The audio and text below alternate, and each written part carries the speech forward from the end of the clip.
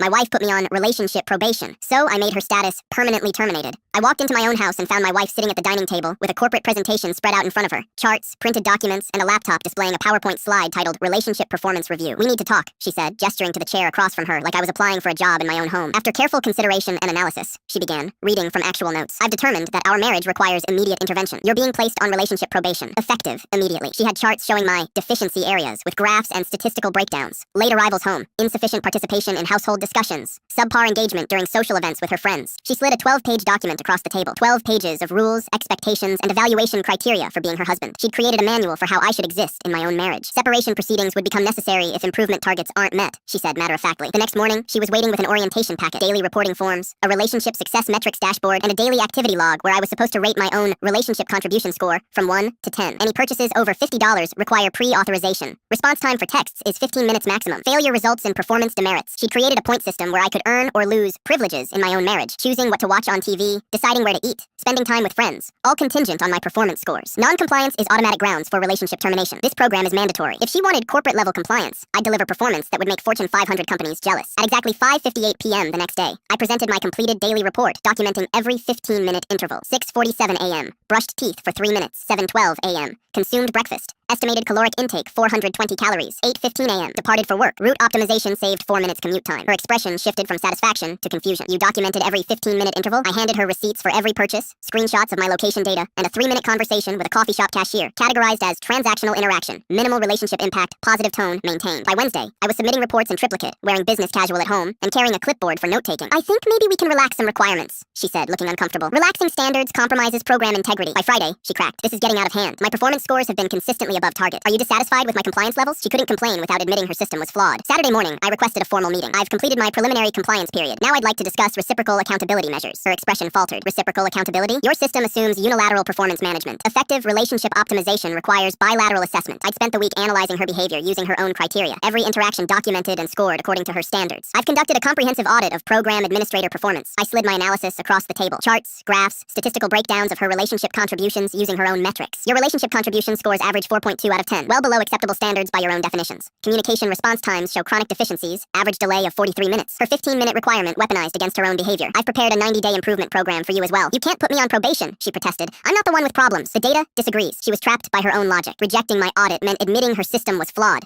Accepting it meant submitting to the same control she'd imposed on me. 30 days later, I sat across from her with final review documentation. "After comprehensive evaluation of all available data, I've reached a definitive conclusion regarding the viability of this partnership." I slid a termination letter across the table, written in the same corporate style she'd used. "I'm officially terminating this relationship effective immediately." "You can't be serious," she whispered.